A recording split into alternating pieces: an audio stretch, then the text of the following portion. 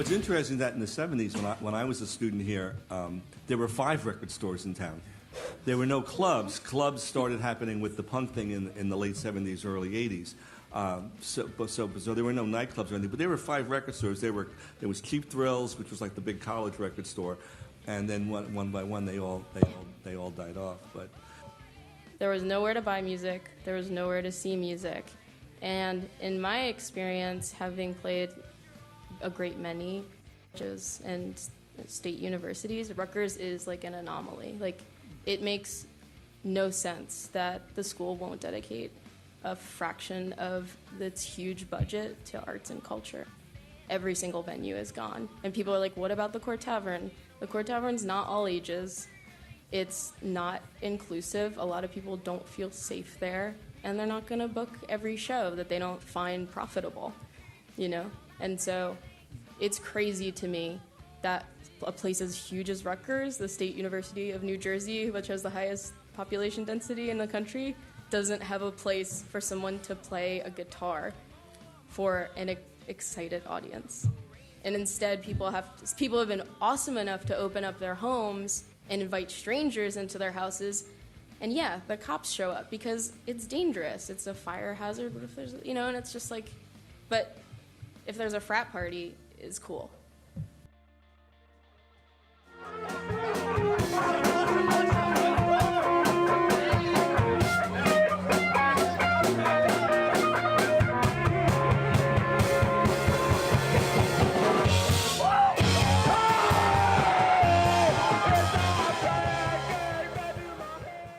So yeah, booking shows is pretty interesting. I book shows like independently of a radio station and for the radio station.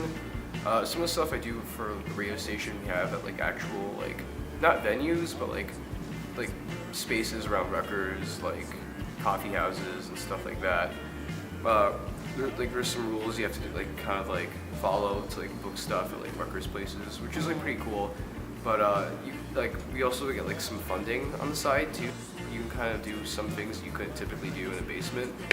And then, like, I also book shows, just like I'm friends with a bunch of people who run show houses, like, and that's like a lot of fun because it's kind of like a no rules kind of side of it. Trying to get booked for your first New Brunswick show can be a little tricky, just because no one really I mean, there's like event pages, but no one ever lists the address. No one really ever lists like the real host or the kids that live at the houses where these shows go on. So I was very fortunate to have some friends that were already playing there, and were able to give me some small suggestions about like who to reach out to and all this stuff. And then since I've been playing in New Brunswick for like 2 or 3 years now, everything's just kind of snowballed from there in terms of like finding connections, fellow musicians, people that just love enjoying music and go out to shows and stuff. But usually I just kind of like, you know, I think starting out, people usually kind of go to shows, talk to the event host, talk to the bands, and we'll just kind of link up from there. I guess, you know, we are a genre of music. Girls and bands are a genre of music, so they want to like make shows only, you know, with girl bands in them, which is like, I understand like where they're coming from because they're like, you know, oh, you know, they want to put more girls on. But then at the same time, we find ourselves playing with, like, all these acts that happen, like, we have nothing in common in terms of, like, genre or, like songwriting style or, like, things like that. So you get trapped in that box as well. The first time we ever really tried recording was at Stevens Institute of Technology at their radio station. So we've recorded there, basements, in my room. I've just recorded a bunch of stuff in my room before. For us, doing everything live in like a big space, like at the Sex Dungeon, was like perfect because we just kind of recorded everything live. But for some bands, there's people that'll record piece by piece. There's people that like will want to go to different studios and record, or will go to different areas to record. Omar actually recorded our first EP in his garage. He did all the instruments by himself. My other band, we're doing like a DIY kind of like, we made like this like winter we made like a makeshift like home studio, and we like locked ourselves in like my friend's basement for like a month basically, and just like jammed that out. Porno violence is awesome. We finished The Human Era, which was our first album, and then we didn't have any money, so we just like went to fans and we were just like, okay, we need this much money to make an album, and it was funded in like a week. And he told touring females, he's like, Joe would probably put out your records. So we had a couple conversations about it, just casually. I mean, I don't sign bands, like there's no contracts or anything like that. Oh, okay. It's still more of a question of like, hey, we should work together. So I did that with Jarrett, and I was honestly kind of talking out of my ass, because I didn't know what to do at all, but I was kind of like, what if we do, because they had offers from like kind of like real labels.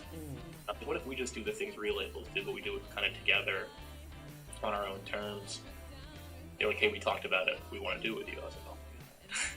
And then I was like, okay, shit, I have to figure out what real labels actually do now. Together, me and them kind of like did figure that out, and I feel like we really kind of built the label together in this way where, just because they were the first band in a lot of ways that we had to deal with some of these issues on, like things that like real labels have to do. So in that way, I feel like they really helped me figure out the label, and we really just kind of worked together. I think labels serve a really important function today. From a practical standpoint, like if you're just in a band, it's like, why do you want a label? There's some gatekeeping element, where it's like there's so much stuff on YouTube and on the internet. How do you decide what to listen to? Right. It's always changing. There's all these little like scenes within scenes and genres that are like coming up and going down, like in New Brunswick. The number of like specific show houses changes very dramatically from like season to season.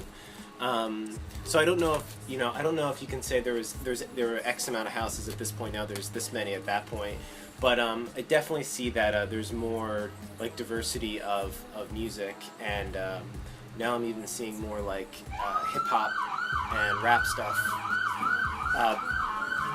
becoming more prominent in the underground. Neighborhood Watch is, the co-founders of Neighborhood Watch is myself, Amon, and Bella.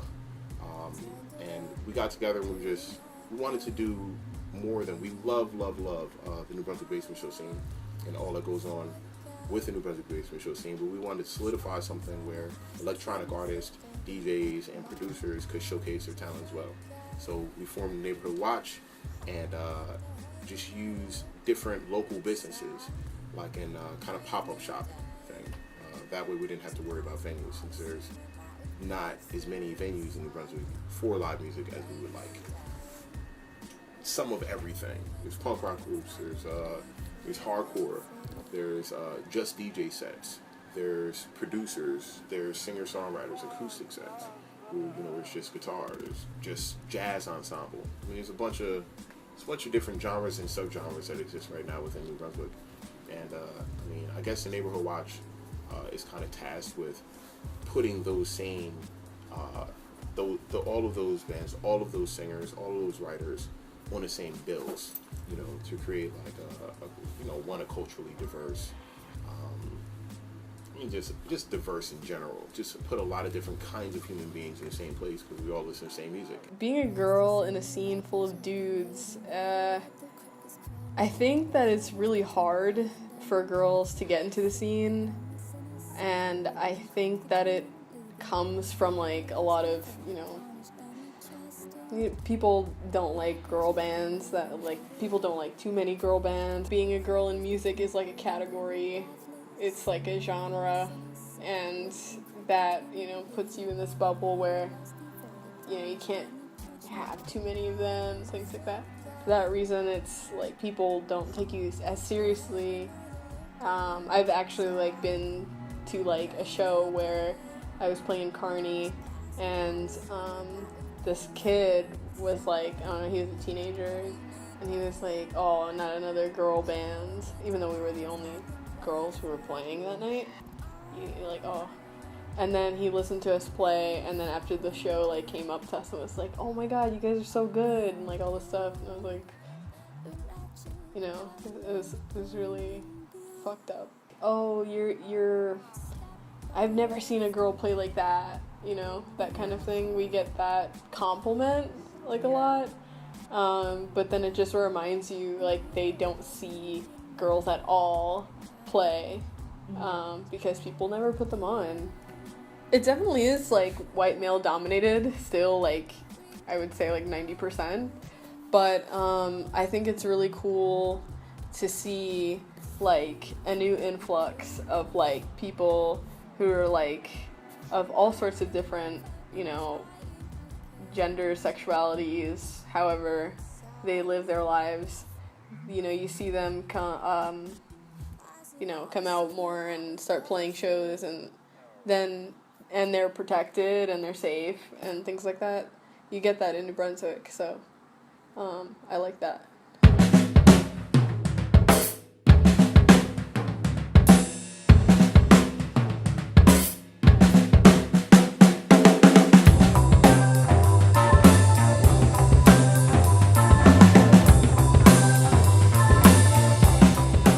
That was like when there was the established venues, that was really in the 80s and the early 90s, and that sort of puttered out by the late 90s, early 2000s. But I think having like an exclusively DIY scene has pros and cons, but one of the pros is definitely, you know, you can put on what you want, you can make what you want, you just really need to have minimal resources, like a space, maybe some interest in a few bands, and you can put on the show you want to go see.